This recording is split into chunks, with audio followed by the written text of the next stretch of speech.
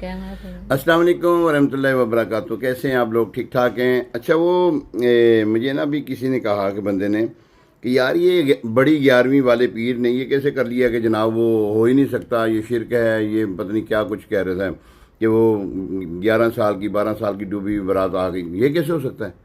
اللہ کے بندو، اللہ چاہے تو سب کچھ ہو سکتا ہے. ہم نے تو یہ کہتے ہیں بڑے 11ویں والے پیر صاحب جو ہیں اگر کوئی کام کرتے ہیں اللہ کے حکم سے کرتے ہیں.